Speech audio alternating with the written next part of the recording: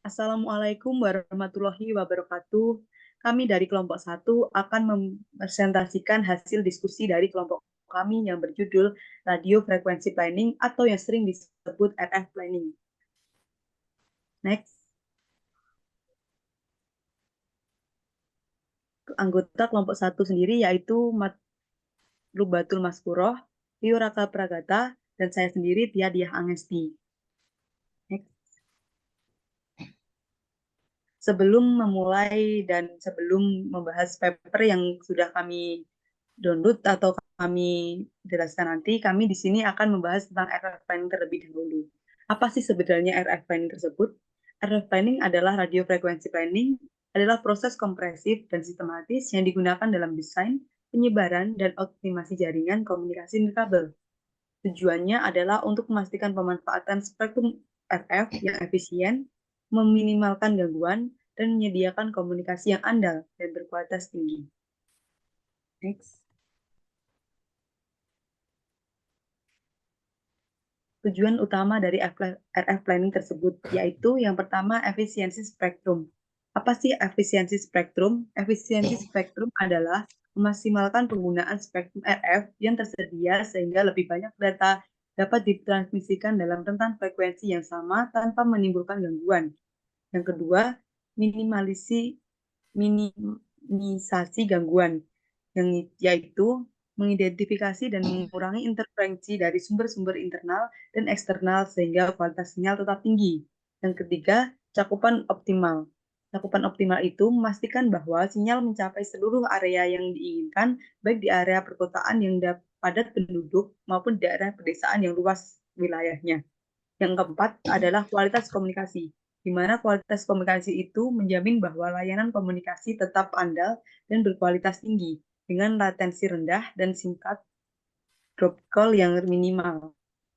Next.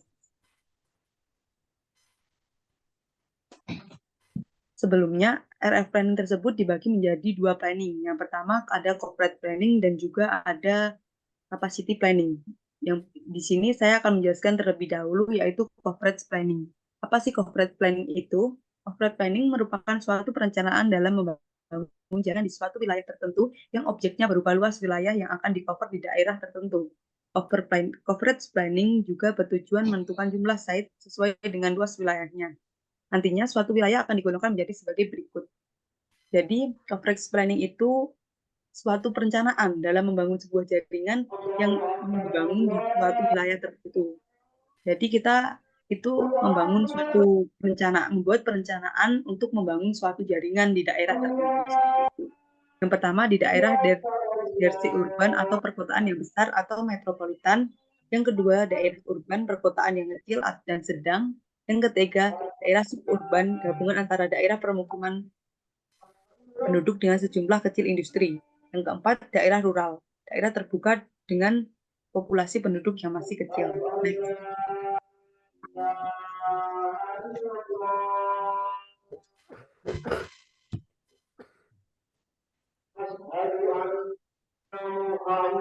Yang kedua yaitu capacity planning. Capacity planning merupakan suatu perencanaan dalam membangun jaringan di suatu wilayah tertentu yang objeknya berupa jumlah penduduk atau user yang akan di-cover di daerah tertentu. Capacity planning juga bertujuan menentukan jumlah site dengan banyaknya user. Nantinya, suatu wilayah akan digolongkan menjadi daerah rural, suburban, urban, maupun dersi urban. Next.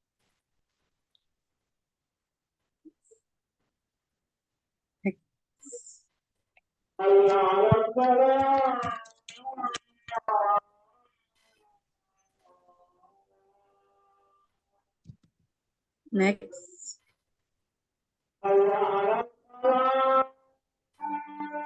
Yang kedua, di sini kami akan membahas paper kami yang sudah kami download dan sudah kami diskusikan, yaitu analisis jaringan 5G 2300 MHz dengan menggunakan menara 4G LTE yang tersedia di Kota Semarang. Next. Pendahuluannya yaitu kebutuhan layanan data di Indonesia meningkat signifikan setiap tahun. Sementara implementasi jaringan 5G belum menyeluruh menurut operator seluler yang menyediakan layanan yang cepat. handal, dan merata dengan perancangan infrastruktur efektif dan efisien, seperti di Kota Semarang yang menggunakan arsitektur standar dan model propagasi VGPP di R38901 UMA pada skema outdoor to outdoor height offset atau loss. Untuk mencapai target throughput pengguna lebih dari 100 Mbps downlink dan lebih dari 50 Mbps uplink, serta memenuhi KPI, nilai RSRP, SIMR, kapasitas trafik, dan beban sel. Next.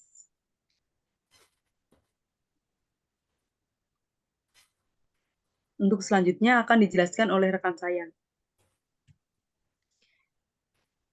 Selanjutnya, setelah pendahuluan yaitu ada metode, di mana pada bagian metode ini, penelitian ini merupakan studi pengembangan untuk mengulas mengenai analisa dan juga perencanaan infrastruktur penempatan G-Node B 5G pada e-Node B 4G yang tersedia pada suatu penyedia layanan telekomunikasi seluler dengan penentuan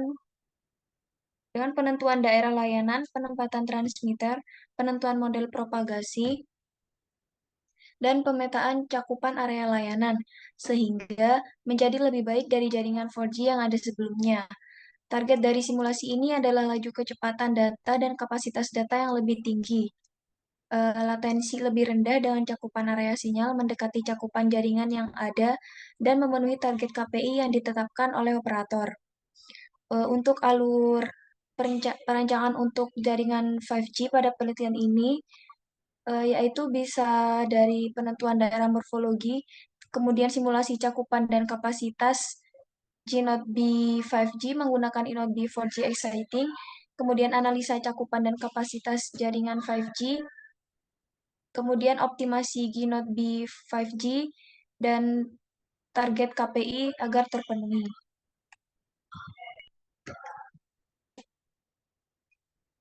Pada metode tersebut dibagi menjadi dua, yaitu dimensioning dan juga perencanaan kapasitas. Dimensioning sendiri yaitu perhitungan cakupan 5G menggunakan model propagasi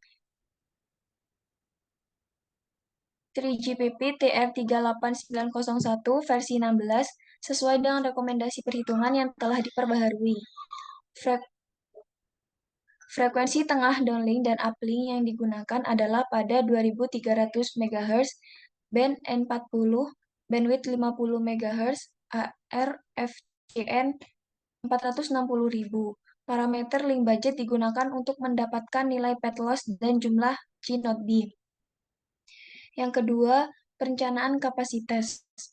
Perencanaan kapasitas jaringan yaitu memiliki tujuan untuk mengetahui estimasi kecepatan data dengan mempertimbangkan kebutuhan trafik pengguna di suatu wilayah. Sesuai dengan data dari Balai Pusat Statistik Kota Semarang, yaitu pada tahun 2021, data jumlah penduduk usia produktif 15-65 tahun di Kota Semarang sebanyak 1.292.807 jiwa. Sedangkan untuk tahun 2022 sebanyak 1.240.349 jiwa, dengan presentasi pertumbuhan penduduk mencapai 4,6%.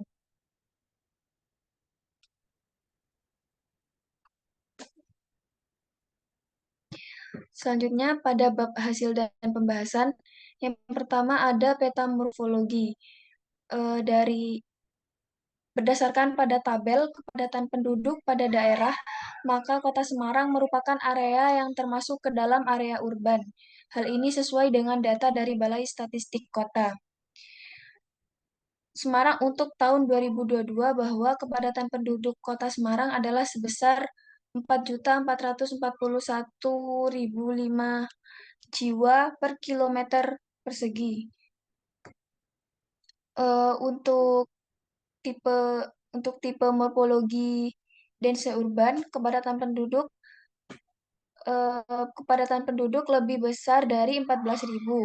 Untuk tipe urban 1.100, kepadatan penduduk lebih dari 1.100 dan kurang dari 14.000. Untuk tipe suburban, kepadatan penduduk lebih dari 100, kurang dari 1.100. Dan untuk tipe morfologi rurai, itu kepadatan penduduknya kurang dari 100. Kemudian pada gambar tersebut, luas area kota Semarang adalah 373,8 km persegi dengan 16 kecamatan dan juga 117 kelurahan, di mana terdapat 401 InnoB 4G LTE existing. Area ini berkontur datar pada bagian utara dan pada bagian selatan berkontur perbukitan, merupakan pusat kota, pusat pemerintahan, kawasan industri, dan juga pelabuhan. Untuk analisa cakupan sendiri, yaitu yang pertama ada parameter kapasitas throughput. Parameter kapasitas throughput, teknologi 5G memiliki nilai persyaratan standar throughput lebih tinggi daripada jaringan 4G, di mana sesuai dengan rekomendasi I2R, nilai kelajuan data pengguna untuk 100 Mbps downlink dan juga uplink 50 Mbps. Dalam standarisasi KPI operator dengan mempertimbangkan kebutuhan pelanggan di lapangan, maka untuk KPI jaringan 5G dinyatakan baik apabila 80% lebih besar 100.000 kbps downlink dan 80% besar 50.000 kbps uplink. Untuk warna-warnanya, untuk warna merah, ketika throughput lebih besar dari 300.000, maka dengan simbol warna merah, maka eh, sinyal tersebut sangat baik. Kemudian, throughput lebih besar 100.000 dan lebih kecil dari 300.000, maka simbol warna berwarna kuning, yaitu dengan keterangan baik. Lalu throughput lebih dari 70.000, kurang dari 100.000, maka berwarna hijau, yaitu dengan keterangan normal. Kemudian throughput lebih besar dari 50.000, lebih kecil dari 70.000, dengan simbol warna hijau muda, dengan keterangan cukup buruk. Kemudian throughput lebih besar 20.000, lebih kecil 50.000, dengan simbol warna biru muda, yaitu dengan keterangan buruk. Dan untuk throughput yang lebih kecil dari 20.000, dengan simbol warna biru tua, maka jaringan tersebut sangat buruk. Kemudian parameter kualitas SINR. Jadi untuk SINR sendiri adalah parameter untuk menghitung rasio level kualitas dan kekuatan sinyal antara sinyal utama yang ditransmisikan dengan interferensi dibandingkan dengan nilai rata power yang diterima dengan interferensi dan noise. Simulasi kualitas berdasarkan SINR terbagi menjadi dua, yaitu PDSCH-C I plus N untuk downlink dan push C1 plus N untuk uplink. Untuk nilai KPI SNR dinyatakan baik apabila 90% lebih besar dari 0 dB. Untuk keterangannya sama seperti pada slide yang sebelumnya. Untuk selanjutnya akan dijelaskan oleh rekan saya. Baik, selanjutnya yaitu parameter cakupan RSRP. RSRP adalah parameter level kuat sinyal pada suatu sel jaringan yang digunakan untuk mengukur daya linear rata pada resort elemen yang membawa informasi sinyal pada lebar bandwidth frekuensi yang digunakan. Semakin dekat jarak penggunaan dengan set, maka akan semakin tinggi nilai RSRP yang diterima pengguna. Nilai KPI untuk RSRP dinyatakan baik apabila 80% lebih besar dari minus 100 dBm.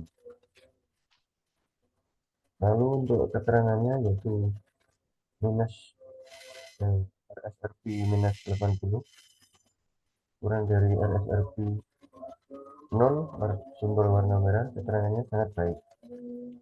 Lalu untuk minus 95 kurang dari RSRP minus 80, simbol warna orange, keterangannya baik. Lalu untuk minus 100 kurang dari RSRP minus 95, simbol warna kuning, keterangannya normal. Lalu minus 110 kurang dari RSRP minus 100, simbol warna hijau, keterangan buruk, dan yang terakhir minus 150 kurang dari RSRCP minus 110 simbol warna biru dengan keterangan sangat buruk. Next.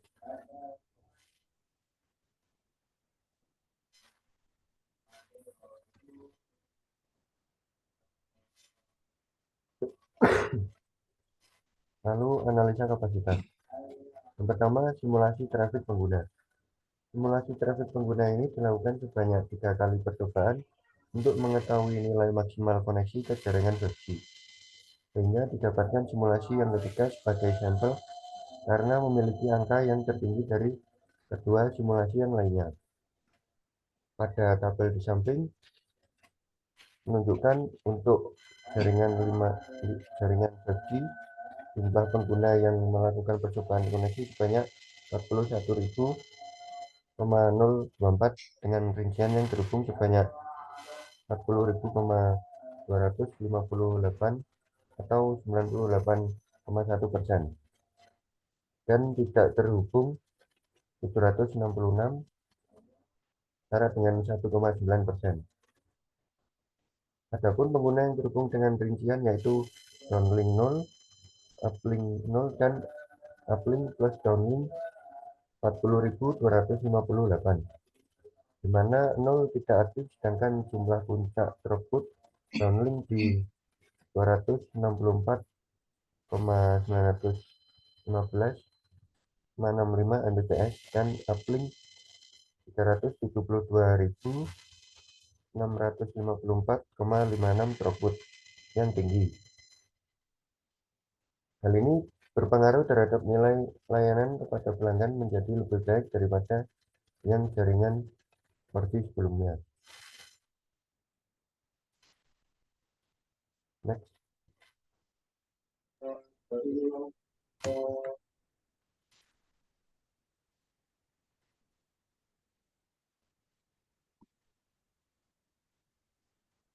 Lalu analisa kapasitas yang kedua yaitu analisa MCS. MCS didefinisikan sebagai sejumlah bit yang dibawa oleh satu resource elemen atau RI. MCS tergantung pada kualitas sinyal radio dalam sambungan terkabel. Semakin baik kualitas sinyal radio, semakin tinggi nilai MCS.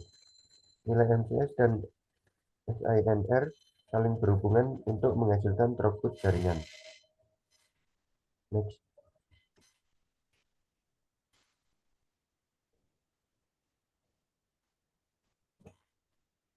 Untuk kesimpulannya yaitu simulasi penempatan di node B pada inode C existing menunjukkan peningkatan throughput downlink hingga 112 Mbps.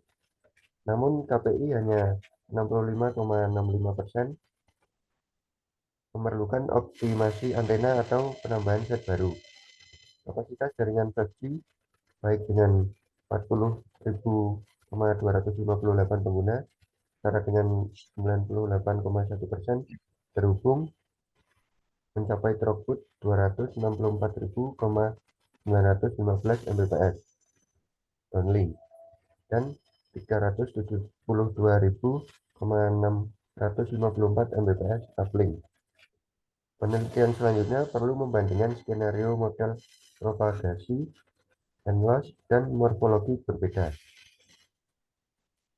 Next.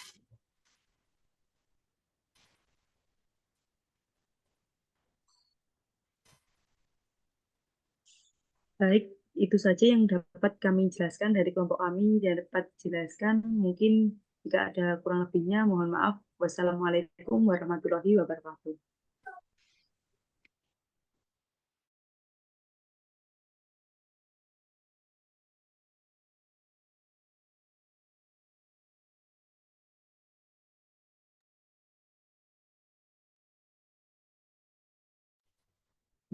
Terima kasih ya. Wes, Di. Assalamualaikum ya wes. Terima kasih. Sekian.